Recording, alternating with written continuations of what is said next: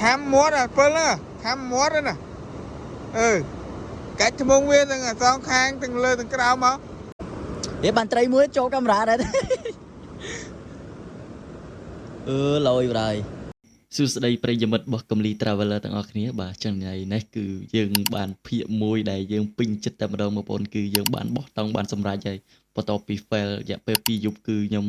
បានបោះតង់គឺសប្បាយមែនទែនបងប្អូនអាការបោះតង់នេះខ្ញុំចូលចិត្តខ្លាំងជាងយើងទៅដេកហូតែលអីហ្នឹងដេកស្រួលខ្លួនហ្នឹងខ្ញុំអត់សូវចូលចិត្តទេភាគច្រើនខ្ញុំចូលចិត្តខាងបោះតង់អញ្ចឹងពេលនេះព្រឹកឡើងគឺយើងងើបមកកាន់តែមួយកែវ អង្គុយមើលទស្សនវិជ្ជាពីអូតែលរបស់យើងមើលទៅកាន់ឆ្នេរសមុទ្រអូនិយាយថាស្អាតដល់បងប្អូនអើយសុខខ្មែរយើងអូខ្ញុំភ្លេចប្រាប់ថាភាគ3នេះគឺយើងត្រូវទៅណាបាទគឺយើងត្រូវទៅជីផាតទឹកដីកោះកុងណាបងប្អូនគឺយើងទៅបានបោះតង់នៅទឹកធ្លាក់ឆាយខ្ពស់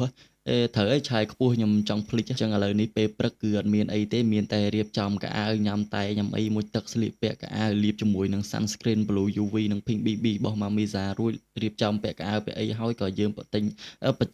ចេញដំណើរទៅបន្តទៀតថ្ងៃនេះថ្ងៃទីម៉ានថ្ងៃ30ហើយថ្ងៃ30ត្រូវជាថ្ងៃទី3ថ្ងៃទី3នៃដំណើរកំសាន្តរបស់យើងអញ្ចឹងយើងបន្តដំណើរទៅកោះកុងទៅទឹកដីជីផាតយើងបោះតង់នៅជីផាតមកយប់ទៀតទៅពងចាក់សាំងហើយមុខអត់ទាន់បានកាហ្វេទេម្នាក់ទាំងខ្ញុំទាំងអីហ្នឹងគឺហេវខ្លាំងមែនទែនបន្ទាប់ពីខ្ញុំចាក់សាំងនៅកាល់តិចបងប្អូនបញ្ជាក់កាល់តិចមិនមែន PTT របស់ថៃរបស់អីទេគឺចាក់កាល់តិចទេបងប្អូនហើយក៏ញ៉ាំបាយនៅផ្សារស្វាយដែរក៏ជួប fan យើងក៏បានមកសុំ logo មករស់រាយមកសួរនាំអីចឹងអរគុណខ្លាំងមែនទែនហើយខ្ញុំនេះក៏បានឲ្យ sticker ទៅគាត់អីចឹងទៅអញ្ចឹងវីដេអូនេះគឺខ្ញុំសូមកាត់អត់ដាក់តាមផ្លូវទេដាក់ទៅដល់ជីផាតមកសំរងជីផាតស្អាតខ្លាំងណាស់ថ្លៃបងនឹកស្រមៃនឹកដល់រូបស្រីហើយនឹកមិនអាចភ្លេចបាននឹកស្រស់កលយានអូនរៀបឆ្នាំងចាននៅឯជីផាន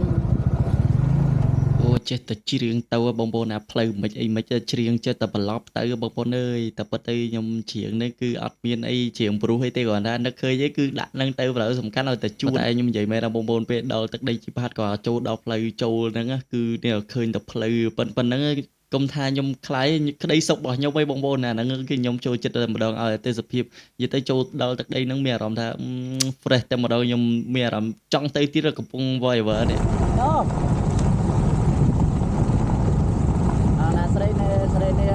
ស្រីណែលួសៀងស្រីនាងលួសុំអាណាស្រីណែស្រីនាងស្រីណែលួសៀងស្រីនាងលួសុំអូនលួតាំងពីបាត់ទៅលំអើងអើយរហូតដល់កប់ខ្យល់អូនលួតាំងពីប្រងទៅលំអើងអើយ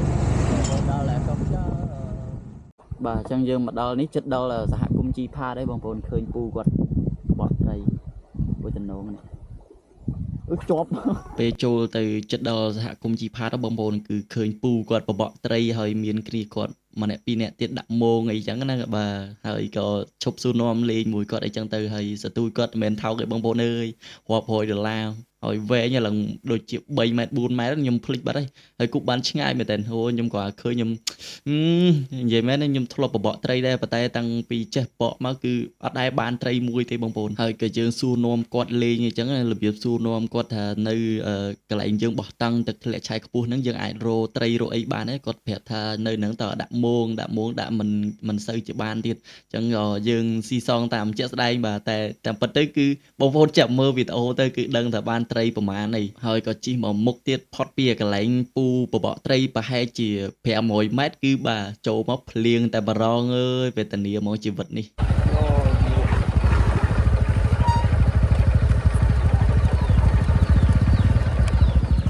មួយណានឹងស្រុតទុកឆ្កោត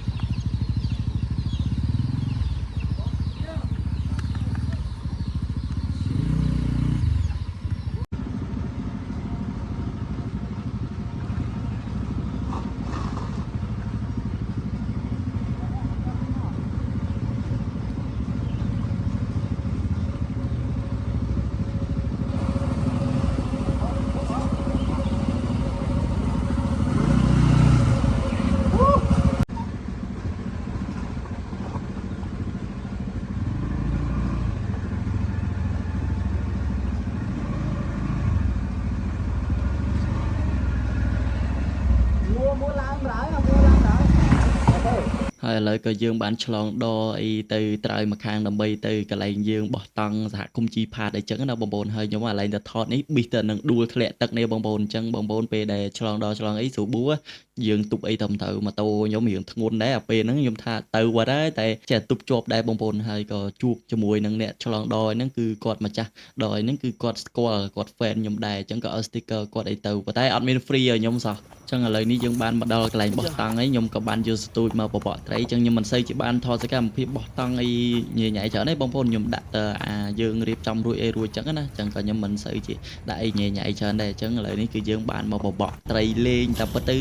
បបកយកតែវីដេអូយកតែរូបភាពយកតែ style ទេបងប្អូនបើថាឲ្យបានត្រីឬក៏ឲ្យចេះបបកហ្មងគឺមិនចេះទេគប់អស់ឲ្យបានត្រឹម5ម៉ែត្រហ្នឹងឯងគប់លេងទៅមុខហ្មងបងប្អូនតែសំដែងហ្នឹងបាទឥឡូវនេះគឺយើងបានឡើងមកមួយទឹកវិញហើយចឹងក៏ខ្ញុំអត់មានអីសាំញ៉ាំច្រើនទេគឺលាងមុខអីចឹងទៅជាមួយនឹងហ្វូម៉ាមីសាហើយទឹកនៅនឹងត្រជាក់ស្រួលមែនតើបងប្អូនដឹងទេហើយទឹកនៅក្នុងព្រៃលើភ្នំអីចឹងហើយទឹកធ្លាក់ចឹងទៀតអូត្រជាក់មែនតើយើងលាងមុខជាមួយនឹងហ្វូម៉ាមីសាគឺកាន់តែល្អខ្លាំងហ្មងចឹងមុនហ្នឹងគឺហ្វូមកាន់ទៅគឺចាក់ទៅអស់ហើយបងប្អូនអស់ហើយលេងទៅម្ដងចឹងយើង unboxing ហ្វូមថ្មីសំណាងខ្ញុំចេះយកទៅសកួរក៏មិននៅក្នុងព្រៃអត់មានអីដោះមុខមិនដឹងថាទៅរោនៅណាបងប្អូនអើយចឹងនេះឈុតមុខគឺខ្ញុំដែលខ្ញុំយកទៅតាមខ្លួនពេលដែលបោះតង់ទៅណាទៅណីហ្នឹងគឺខ្ញុំយកទៅបងប្អូនអាចប្រើប្រាស់តាមខ្ញុំបានជាពិសេសប្រុសអត់ចង់សាប់ញ៉ាំច្រើនប្រើតែប្រមាណមុខហ្នឹងគឺស្អាតហើយបងប្អូនហើយលាងមុខជាមួយនឹងហ្វូមចឹងមកជាមួយនឹងទឹកធ្លាក់ចឹងទឹកថ្មទឹកភ្នំចឹងអូនិយាយខ្ញុំពិបាកបរិយាយអារម្មណ៍មួយហ្នឹងគឺត្រជាក់ស្រួលខ្លាំងមែនទែនបងប្អូនក្តីសុខរបស់ខ្ញុំគឺខ្ញុំឃ្លាតចេញពីការងារការសិក្សាឬក៏ការរស់ស៊ីផ្សេងហ្នឹងគឺខ្ញុំទៅព្រៃភ្នំទៅបោះតង់ជាមួយមិត្តភ័ក្តិឬក៏ម្នាក់ឯងឬក៏ជាមួយបងប្អូនគ្រួសារចឹងទៅហើយយើងបោះតង់ជុំគ្នាច្រៀងរាំលេងញ៉ាំអីជុំគ្នាហើយយើងដាក់មងដាក់អីរកត្រីរកម្ហូបអីនៅក្នុងព្រៃអាហ្នឹងគឺជាក្តីសុខរបស់ខ្ញុំឯងបងប្អូនមិនអាចកាត់ថ្លៃបានទេវាជាចំណូលចិត្តមួយដ៏ធំសម្រាប់ខ្លួនខ្ញុំហ្មងគឺខ្ញុំអត់ចង់ទៅកន្លែងហៃសូអីទេអ្វីដែលខ្ញុំចូលចិត្តគឺខ្ញុំចូលចិត្តនៅតែក្នុងព្រៃរបៀបផ្សងព្រេងរបៀបមនុស្សព្រៃភ្នំអីចឹងទៅអាហ្នឹងវាសាមញ្ញមែនទែនសម្រាប់ខ្ញុំបងប្អូនឥឡូវតែនិយាយអីវែងឆ្ងាយហ្នឹងបាទគឺឥឡូវនេះគឺយើងបានត្រីមួយបងប្អូនពេលល្ងាចហ្នឹងគឺគ្នាខ្ញុំគាត់បានរីមងអញ្ចឹងណារីមងទៅអញ្ចឹងមួយយប់ហ្នឹងគឺសម្រាប់កាកមកគឺបានតែត្រីមួយហ្នឹងឯងអញ្ចឹងគឺបានអាពេលល្ងាចហ្នឹងឯងយើងខ្លែមញ៉ាំអីជុំគ្នាអញ្ចឹងទៅចឹងខ្ញុំសុំនិយាយត្រឹមប៉ុណ្្នឹងសិនឲ្យបងប្អូនចូលមកឈិលជាមួយនឹងវីដេអូច្រៀងរាំលេងបោះតង់ជុំគ្នាហ្មងណាតោះ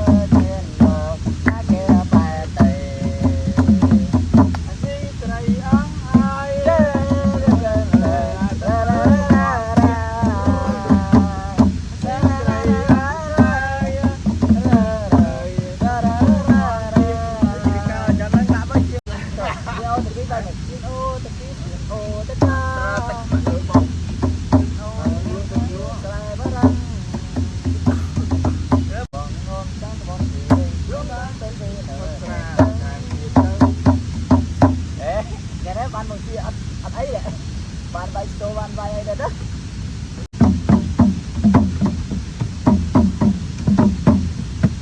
Chúng nó từng vai lười đầm bãi trắng Mình là xanh khoáng xuyên hồ đất đi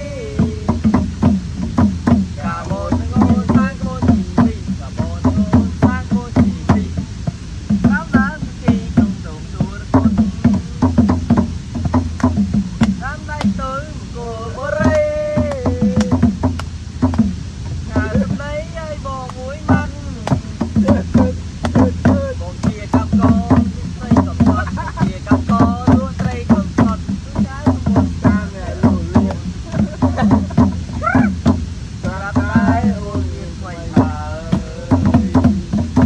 học lọc mai tay hết luôn. Ôn chết nhá, tạm đe rút bùn, tay ôn chết nhá, tạm đe rút bùn, mình về đi con ta buông tròn lá. Ô thì cái chuyện ô ta khai Ao cuộc tiền thái đã xài bà răng Bà đừng riêng chung sống chui mình bằng Bà đừng riêng chung sống chui mình bằng Với kia là em bằng xa này đi thôi Chết Áo bên mòn rồi Phải coi bộ đi mòn phải អូខេបងប្អូនអរគ្នាចឹងសម្រាប់ភាគ3គឺសូមបញ្ចប់ត្រឹមតែប៉ុណ្្នឹងណាចឹងចាំជួបគ្នានៅភាគ4ហើយនេះគឺជាវីដេអូខ្លីៗខ្ញុំកាត់មកពីភាគ4យើងងើបមកពីតង់មកមើលទេសភាពជាមួយនឹងទឹកធ្លាក់ជុំគ្នាយើងអង្គុយញ៉ាំតែពិភាក្សាគ្នាថាយើងគួរទៅណាបន្តទៀតទៅមុខឬក៏ទៅក្រោយអញ្ចឹងទៅប៉ុន្តែយើងក៏បានបន្តដំណើរទៅខាងមុខគឺឆ្លងកាត់ផ្លូវជាតិលេខ10បាទគឺយើងឆ្លងកាត់ស្ពានខ្ពស់ជាងគេនៅប្រទេសកម្ពុជាកម្ពស់90ម៉ែត្របងប្អូនគឺស្អាតមែនទែនទេសភាពនៅនឹងគឺអែមតែម្ដងហើយយើងក៏បន្ត direct ទៅខាងវាលវែងទៅវាលវែងហ្នឹងគឺមានអ្វីពិសេសទៀតបងប្អូនអញ្ចឹងអរគុណបងប្អូនអរគ្នាសម្រាប់ការទស្សនាមកដល់ទីបញ្ចប់នៃភាគ3នេះចឹងចាំជួបគ្នានៅភាគ4បន្តទៀតអរគុណបងប្អូនអរគ្នាជួបគ្នាវីដេអូក្រោយបាយបាយ